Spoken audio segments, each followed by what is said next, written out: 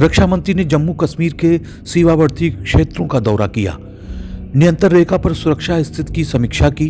उन्होंने हालिया सैन्य मुठभेड़ में जान गंवाने वाले सैनिकों को श्रद्धांजलि अर्पित की और इन बहादुर सिपाहियों के परिवारों के प्रति अपनी गहरी संवेदना व्यक्त की। रक्षा मंत्री ने घायल जवानों के शीघ्र स्वस्थ होने की कामना की और इस बात पर बल दिया कि मौजूदा स्थिति को देखते हुए सभी आवश्यक कदम उठाए जाने आवश्यक हैं। उन्होंने सैन्य अभियान का संचालन करते समय पूरी तरह से पेशेवर रुख अपनाने और उचित कार्रवाई करने का आह्वान किया। रक्षा मंत्री ने कहा कि अधिक सतर्क रहें, आतंकवाद को कतई बर्दाश्त न करने की नीति होनी चाहिए। रक्षा मंत्री ने कहा कि सैनिक का कर्तव्य राष्ट्रीय हितों की रक्षा करना और लोगों के हृदय में जगह बनाना है। आतंकवाद का सफाया जम्मू कश्मीर से होना चाहिए। संकल्प के साथ आगे बढ़िए, आप विजय हासिल करेंगे। साथियों, बड़ी वारदात हुई है। जानकारी प्राप्त होने के बाद हम सब सारे आर्मी चीफ और कुछ सीनियर ऑफिसर्स वहां साथ बैठे थे। सबसे पहले मैं अपने शहीद जवानों को अपनी श्रद्धांजलि अर्पित करता हूं, भारत का रक्षा मंत्री होने के नाते, भारत का नागरिक होने के नाते, और साथ ही उनके परिवार के प्रति भी अपनी हार्दिक संवेदना व्यक्त करता हूं। और जो हमारे सैनिक घायल हुए हैं, उनके शीघ्र स्वस्थ होने की भी मैं ईश्वर से कामना करता हूं। और मैं आपको आश्वस्त करना चाहता हूं कि घटना की गंभीरता को देखते हुए जो भी आवश्यक और जो भी उचित कदम है वह उठाने की भरपूर कोशिश की जा रही है। हमारे लिए हर सैनिक बेहद महत्वपूर्ण है और हमारा एक सैनिक, मैं मानता हूं, वह हमारे परिवार के सदस्य के समान है। यह हम सब के अंदर यह भावना रहती है, सारे देशवासियों के अंदर यह भावना रहती है। और आपके ऊपर कोई नजर डाले तो सचमुच यह हम सबको कतई बर्दाश्त नहीं है। मैं आपको यह विश्वास दिलाना चाहता हूं।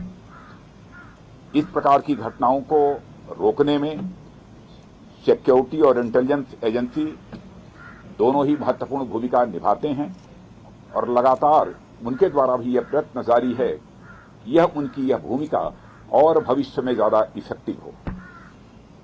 उसके लिए जो भी शासन की तरफ से सहयोग की आवश्यकता है अथवा भविष्य में भी जो शासन के सहयोग की आवश्यकता पड़ेगी, उसके लिए हम सरकार का खजाना पूरी तरह से खुला हुआ है। लेकिन मैं यह भी मानता हूं कि इस प्रकार की घटनाओं को टेकन फॉर ग्रांटेड नहीं लिया जा सकता है। हमें और सजग रहने की आवश्यकता है।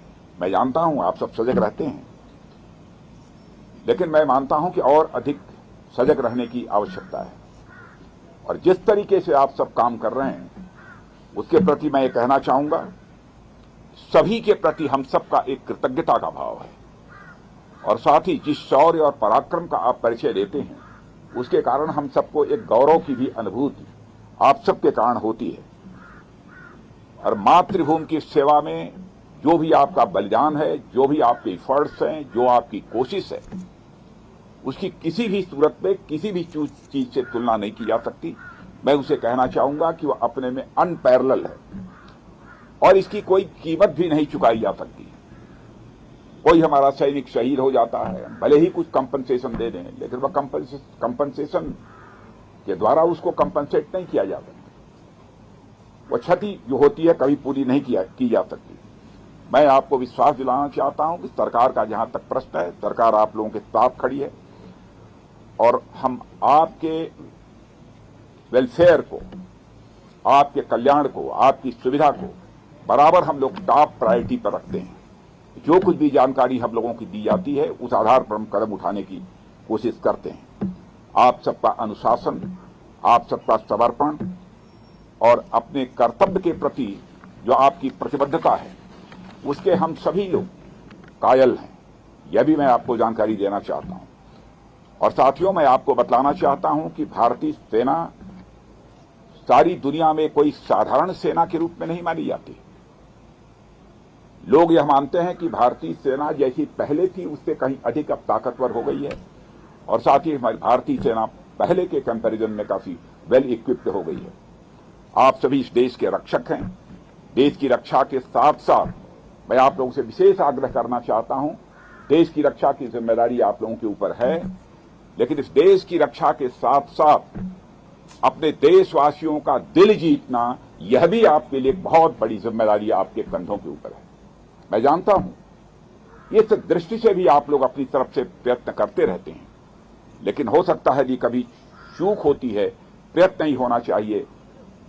इस प्रकार की चूक न होने पाए जिससे कोई भारतवासी आहत हो। जिस देश की आप सेवा कर रहे हैं उस देश के लोगों के साथ भी सक्रिय रूप से जुड़े रहें, उनका विश्वास आप प्राप्त करें, समझ को बढ़ावा दें और उसमें आप महत्वपूर्ण भूमिका आप निभा सकते हैं और आप निभाते भी हैं, लेकिन उसे और अधिक गंभीरतापूर्वक निभाने की आवश्यकता है। मैं यह मानता हूं समय समय पर उनके बीच जाकर देशवासियों के साथ उनका कुशल क्षेम पूछना, कोई कठिनाई हो तो उसके बारे में भी जानकारी हासिल करना, जहां पर उसकी जानकारी देनी आवश्यक है, जिस भी स्तर पर उसकी जानकारी देना, मैं समझता हूं यह तब भी आपकी जिम्मेदारी है। इसलिए मैं मानता हूं कि हमारा उद्देश्य जहां पर कोई जंग जीतना है, आतंकवादियों का सफाया करना है, वहीं पर हमारा उद्देश्य, बड़ा उद्देश्य होना चाहिए कि हमें अपने देशवासियों का दिल जीतना है। हम युद्ध भी जीतेंगे, हम किसी भी प्रकार की जंग भी जीतेंगे, हम आतंकवादियों का भी सफाया करेंगे, लेकिन साथ ही साथ देशवासियों का हमें दिल भी जीतना है। और बहुत बड़ी जिम्मेदारी आप सबके कंधों के ऊपर है और मैं अच्छी तरह जानता हूं उसको आप पूरी निष्ठा के साथ, पूरे लगन के साथ निभाने की अपनी तरफ से भरपूर कोशिश करते हैं।